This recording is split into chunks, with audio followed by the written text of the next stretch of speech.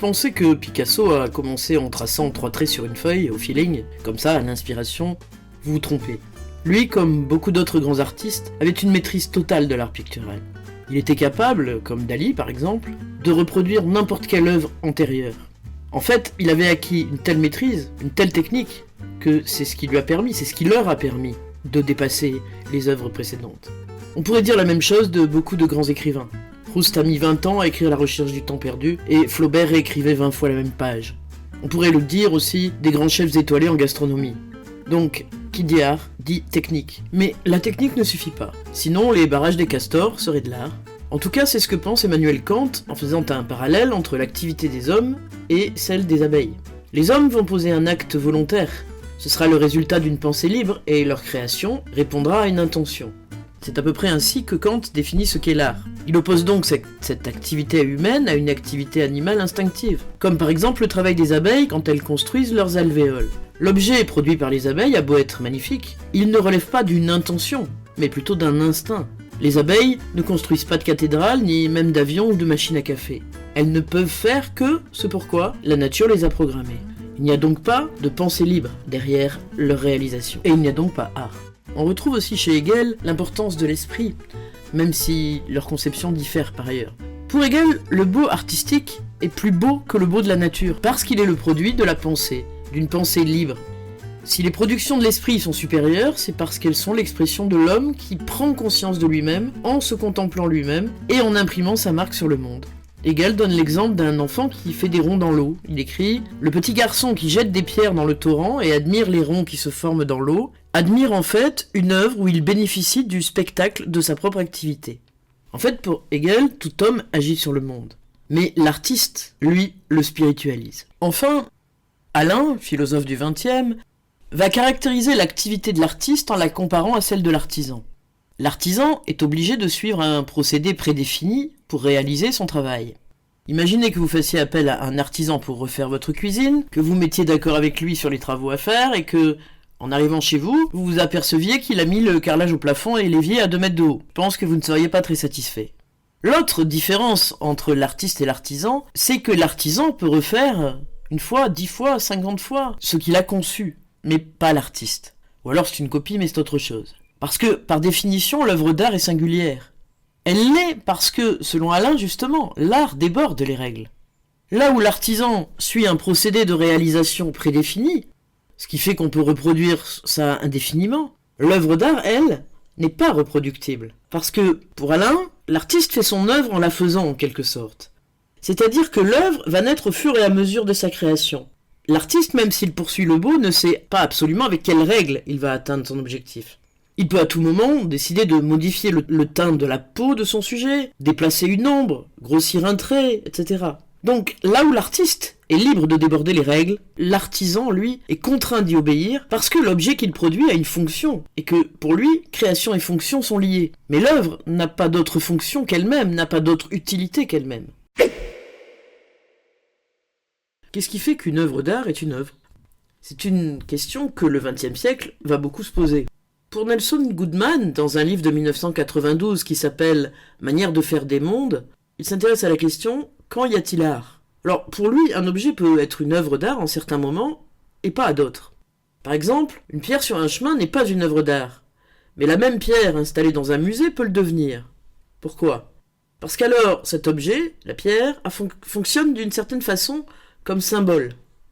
Mais si l'objet cesse de fonctionner comme symbole, alors, pour Goodman, il cesse d'être une œuvre d'art. Et il donne l'exemple d'un tableau de Rembrandt qui servirait à boucher une vitre cassée. Pour lui, à ce moment-là, le Rembrandt ne fait plus symbole, il est juste un objet pratique et n'est plus une œuvre d'art. Parmi les démarches d'artistes qui vont poser question sur ce qu'est une œuvre d'art au début du XXe, évidemment on pense au ready-made inventé par Duchamp. Et parmi les plus célèbres, il y a l'urinoir. En 1917, Duchamp achète un urinoir dans un magasin, appose dessus une signature, Hermut, et l'année. Puis il envoie le tout à une galerie à New York, en disant que c'est un objet d'art. Alors évidemment, la galerie refuse, mais le geste très provocateur de Duchamp pose question. C'est un objet industriel, pas une sculpture réalisée par l'artiste. Alors, est-ce que le fait que l'artiste ait pris cette décision, suffit-il à en faire une œuvre d'art ? Et aujourd'hui, le fait que cet objet soit dans un musée change le statut de l'objet. Hannah Arendt a très clairement défini ce qu'était pour elle une œuvre d'art. Elle lui attribue 5 qualités principales. D'abord, sa durée, parce que pour Hannah Arendt, la spécificité de l'œuvre d'art par rapport aux autres productions humaines, c'est que, écrit-elle, du point de vue de la durée pure, les œuvres d'art sont clairement supérieures à toutes les autres choses. Effectivement, elles peuvent durer 4000 ans, 5000 ans, 10 000 ans. Deuxième point, ce qui les caractérise, c'est leur inutilité. Elles sont, écrit-elle, les seules choses à n'avoir aucune fonction dans le processus vital de la société. Évidemment, on peut vivre sans art, mal, mais on peut. Troisième point, elles ont une immortalité potentielle, c'est-à-dire qu'elles survivent à l'artiste, à la société à laquelle appartenait cet artiste, mais c'est une immortalité qui n'est que potentielle parce qu'elles finiront elles aussi par disparaître. Ensuite, elle dit que ce sont les plus mondaines des choses. Elles sont mondaines parce qu'elles appartiennent à l'ensemble de l'humanité, pas parce qu'elles vont à des cocktails le soir à Paris. Non. Par mondaines, il faut comprendre qu'elles appartiennent au monde, dans l'espace et dans le temps. Et enfin, elles doivent être isolées, loin de la sphère des nécessités de la vie humaine, écrit-elle, parce que ainsi elles ne deviennent pas de simples objets de consommation. Et donc il leur faut des espaces spécifiques, et il faut faire un effort pour aller rencontrer l'œuvre, et un effort pour la comprendre. Parce que, dit Arendt, s'il n'y a pas d'effort, si on a accès directement à l'œuvre, alors la culture, écrit-elle, se trouve détruite pour engendrer le loisir. La notion de beau peut paraître assez relative. Dans l'Antiquité, et même jusqu'au XVIIIe, on estimait que le beau était une propriété intrinsèque du monde. Le beau était là, et la fonction de l'artiste, c'était justement de représenter cette beauté du monde. Alors, particulièrement à l'époque classique, au XVIIe, le beau est synonyme d'ordre, d'harmonie, de rigueur. Alors ce sont les textes de Racine, les jardins de Lenôtre à Versailles ou la peinture de Nicolas Poussin. On retrouve à cette époque des règles strictes dans tous les arts, en peinture, en architecture, en poésie, au théâtre, par exemple, où la tragédie est fortement codée. Il existe, pour les classiques, en quelque sorte, une science du beau. Et finalement, ne pouvait être considéré comme beau que ce qui répondait à ces codes. Mais au XVIIIe, on observe une vision plus relativiste du beau. Voltaire, par exemple, dans sa définition célèbre à l'article beau de son dictionnaire philosophique, écrit « Demandez à un crapaud ce qu'est la beauté, le grand beau, il vous répondra que c'est sa femelle avec ses 2 gros yeux ronds sortant de sa petite tête, une gueule large et plate, un ventre jaune, un dos brun, etc. » Voltaire considère donc le beau comme relatif. Ce qui se passe en fait à partir du XVIIIe, c'est un renversement en fait qui consiste à considérer que le beau n'est plus un beau objectif qui serait déjà dans la nature, dans le monde, mais que le beau naît du regard de celui qui regarde. Il est lié à la subjectivité, à l'émotion de celui qui regarde.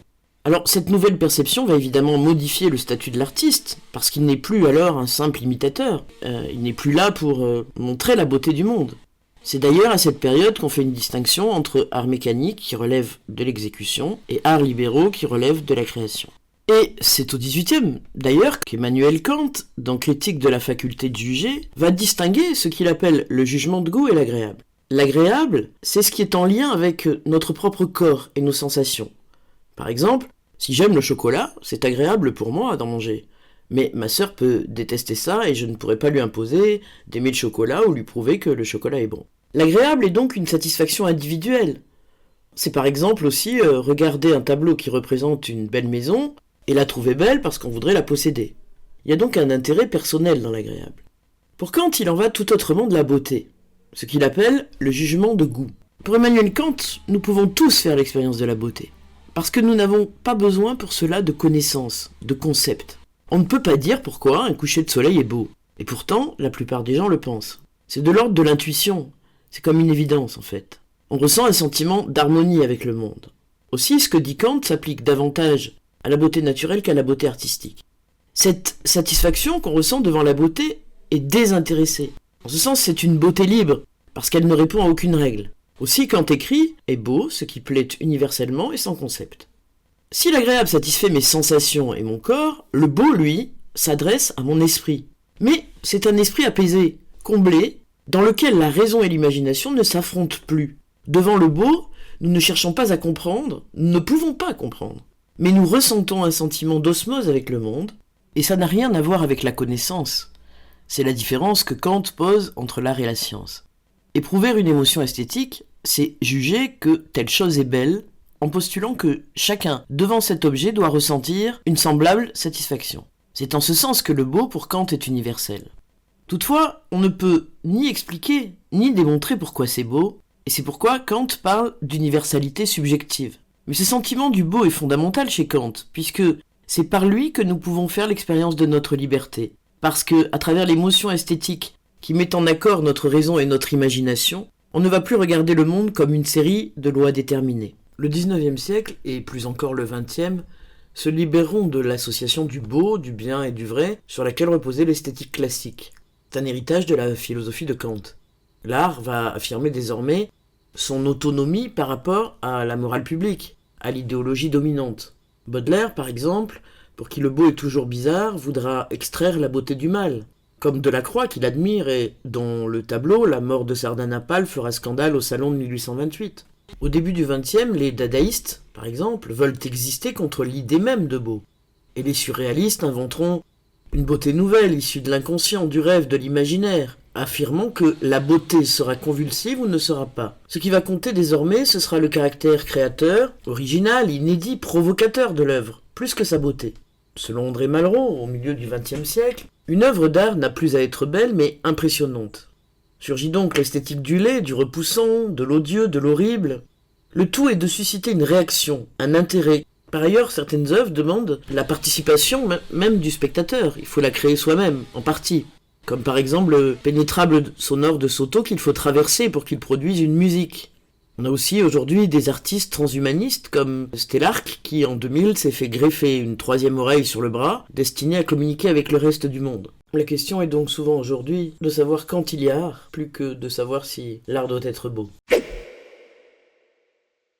Si l'art se caractérise par son inutilité vitale, cela ne veut pas dire qu'il sert à rien.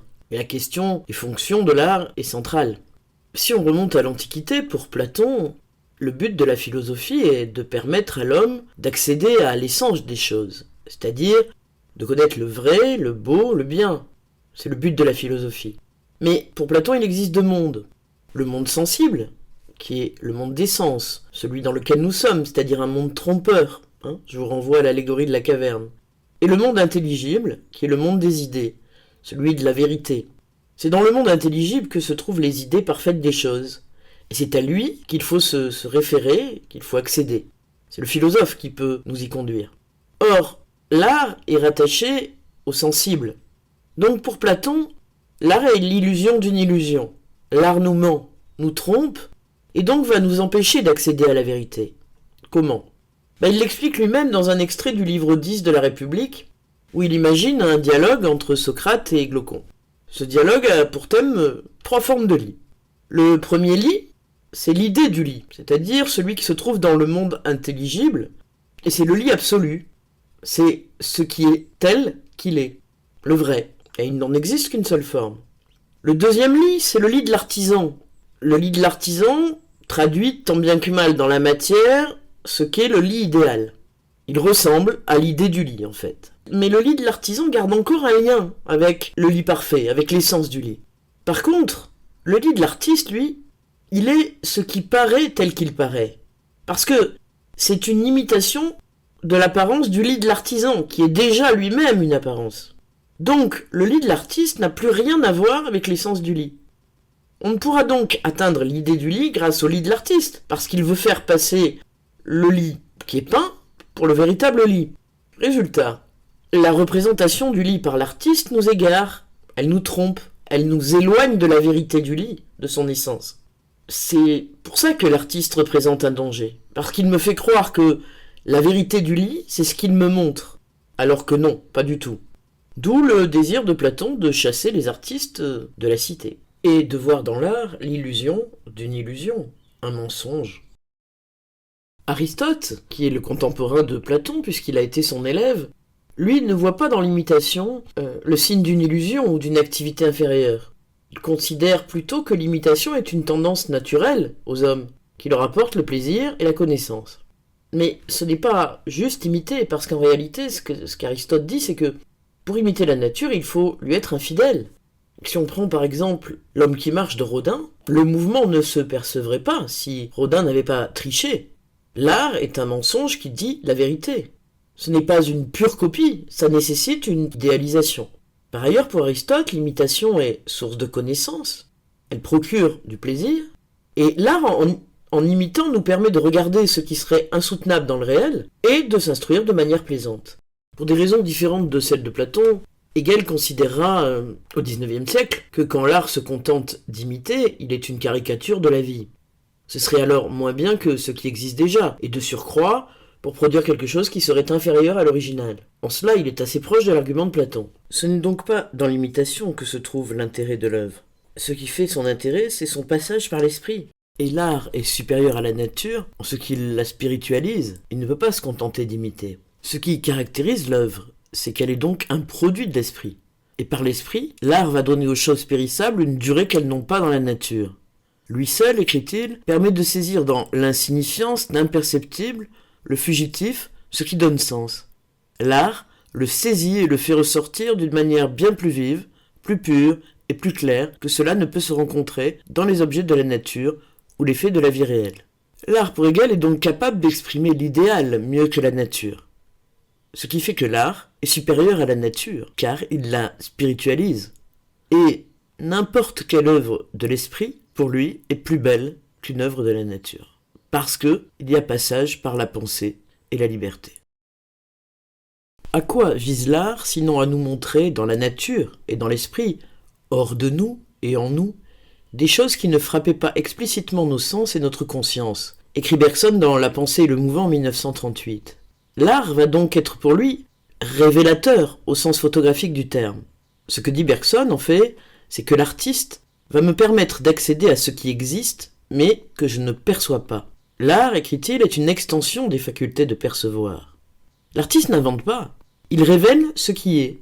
Bergson prend comme exemple notre expérience devant un tableau de Turner. Selon lui, ce que ce tableau nous montre, nous l'avions déjà partiellement perçu, mais de manière superficielle. Tout le monde, un matin, s'est levé et il y avait du brouillard. Mais l'œil de l'artiste et son travail va fixer sur la toile quelque chose qu'il a perçu, lui, et pas nous. Aussi, nous ne pourrons plus jamais voir le brouillard comme nous le voyions avant dans la vie réelle, quand nous aurons contemplé les brouillards de Turner. L'art va me permettre de dépasser la perception banale que j'ai du réel.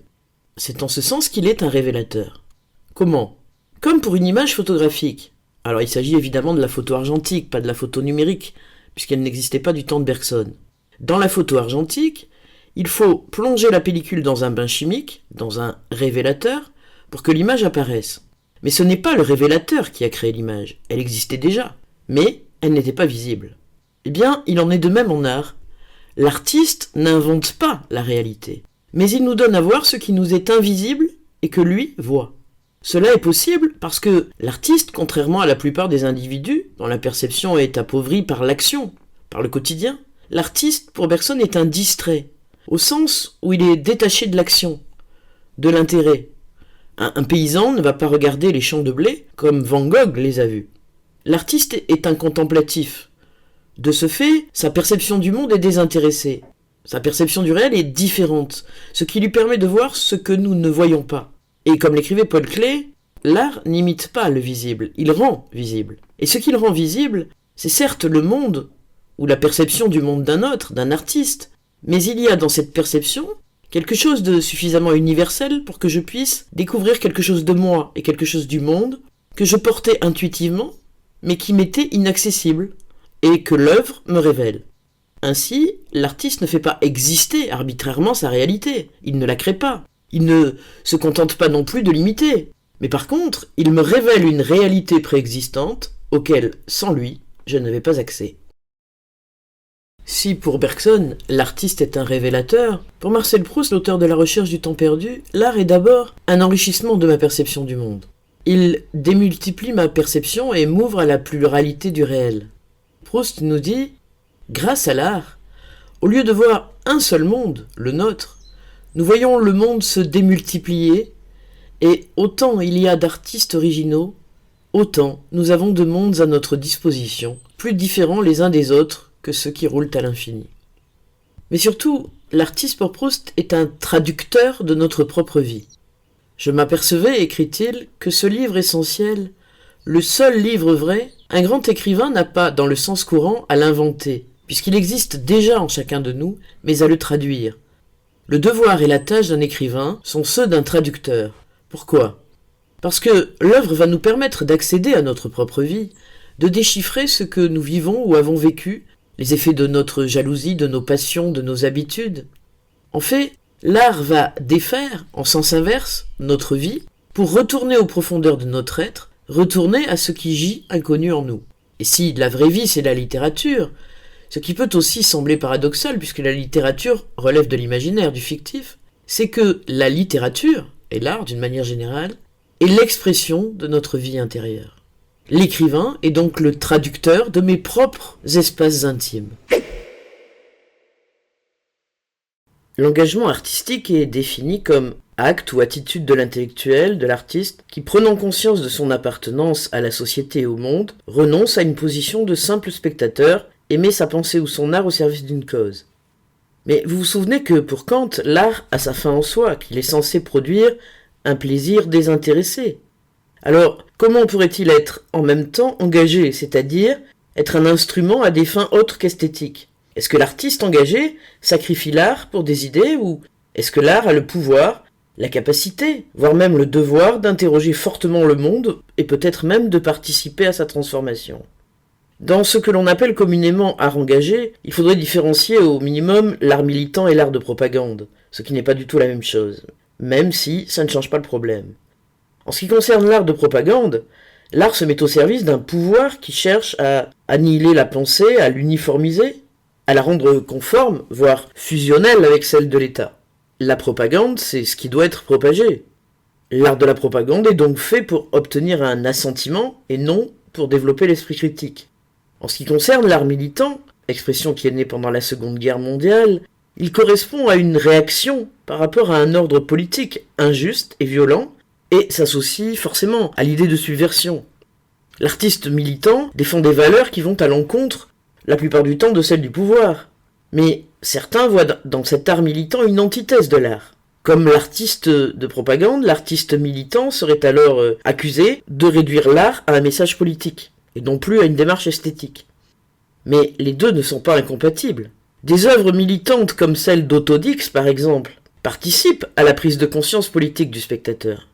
Dans La guerre, qui est une œuvre réalisée entre 1929 et 1932, Otto Dix, qui est un peintre expressionniste allemand, revient sur l'enfer des tranchées et les horreurs de 14-18. Il les a vécues, dans sa chair.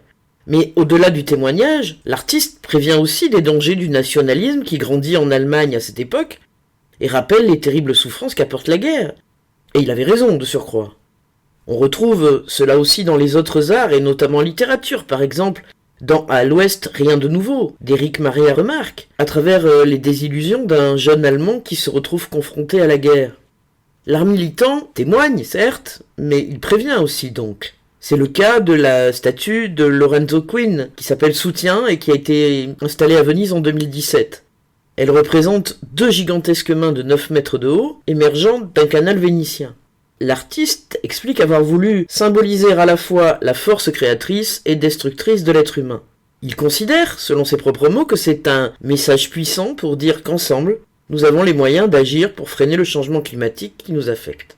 Par son travail, il cherche à sensibiliser au risque du réchauffement climatique qui menace la cité des Doges et le monde. Mais cet art militant, c'est aussi un moyen de survivre dans des conditions extrêmes, par exemple dans les camps de concentration. Ainsi, on a retrouvé des partitions musicales, des opéras, écrits par des déportés. Certains d'entre eux aussi ont dessiné avec des bouts de charbon les scènes auxquelles ils assistaient et voulaient ainsi témoigner de l'horreur qu'ils vivaient. C'est notamment le cas de Walter Spitzer, qui a été déporté quand il avait 16 ans et qui a été sauvé par les résistants du camp de Buchenwald, car il savait dessiner, et il fallait laisser au monde des images de ce qui se passait. Et ils lui ont dit « Toi, tu dois survivre, parce que le monde doit savoir ».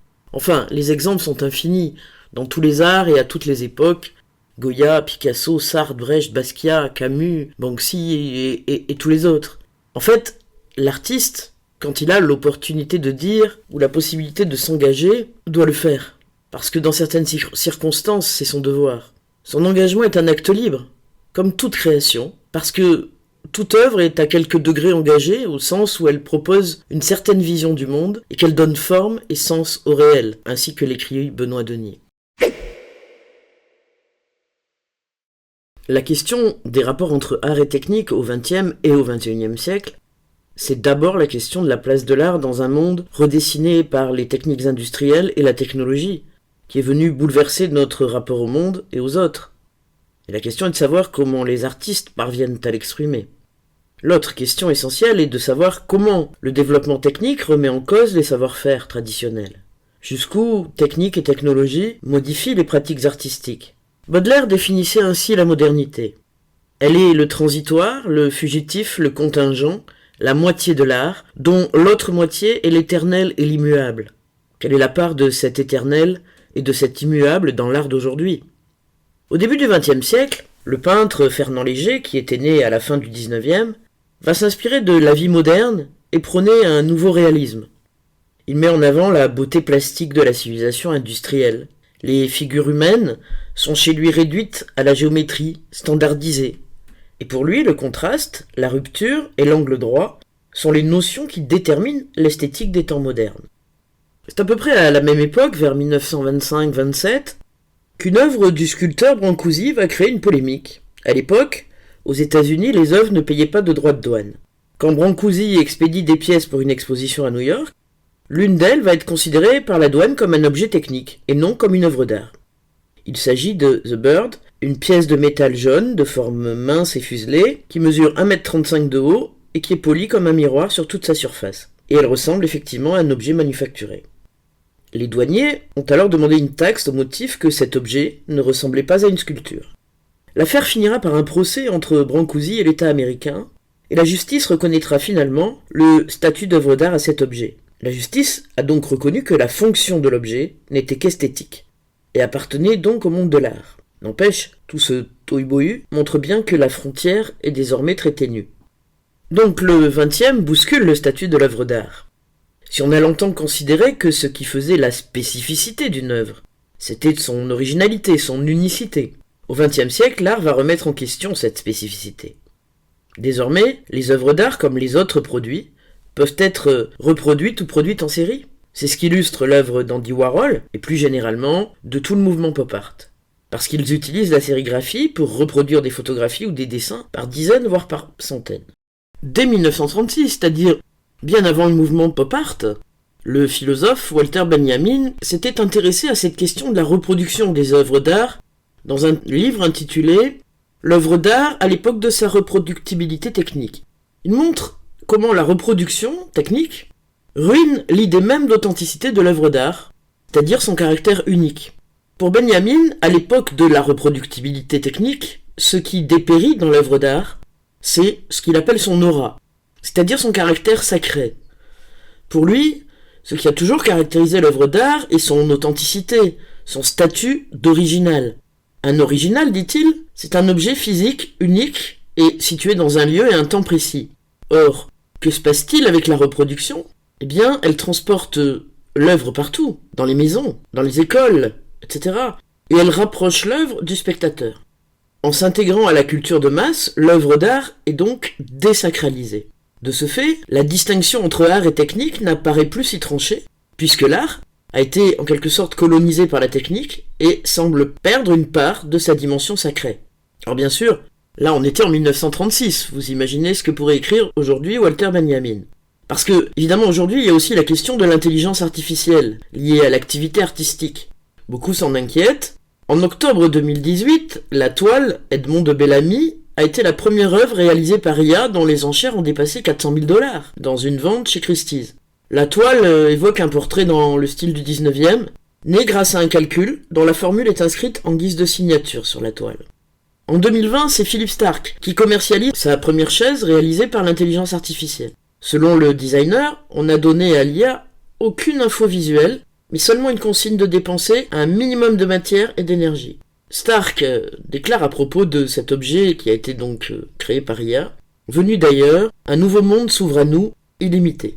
Alors oui, on peut voir l'IA comme un outil inspirant pour les artistes, et pour l'instant il y a un homme derrière l'IA. Mais la question reste dangereusement ouverte, non seulement en art, mais d'une manière générale pour l'évolution des sociétés humaines. Néanmoins, pour l'instant, l'intelligence artificielle ne connaît pas l'empathie. Or, ce qui, dans l'art, traverse les époques, c'est quand même cette capacité de l'homme à parler de l'homme. Et ne faut-il pas en être un pour y parvenir? Du moins, pour l'instant, tant qu'il reste un peu d'humanité en nous. Mais pour combien de temps? Du côté de la technique, le philosophe Gilbert Simondon s'intéresse dans les années 60 à ce qu'il nomme le mode d'existence des objets techniques, pour reprendre le titre d'un de ses ouvrages. Simondon pense qu'il est temps de faire cesser l'opposition entre technique et culture, et qu'il faut penser les objets techniques pour eux-mêmes. Donc lutter contre une idée qui serait que les objets techniques ne sont pas directement beaux en eux-mêmes.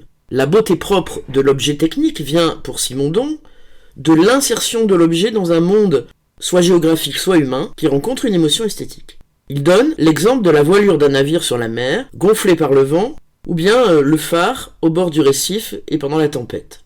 Dans ces cas-là, les objets techniques sont là où ils doivent être. Ils font ce pour quoi ils ont été faits. Et c'est la rencontre, dit-il, entre l'objet et un lieu singulier et remarquable du monde. Un fond qui lui convient, qui exprime la beauté de l'objet technique. Voilà, je vous remercie, j'espère que cette vidéo vous aidera à mieux comprendre le thème de l'art en philosophie.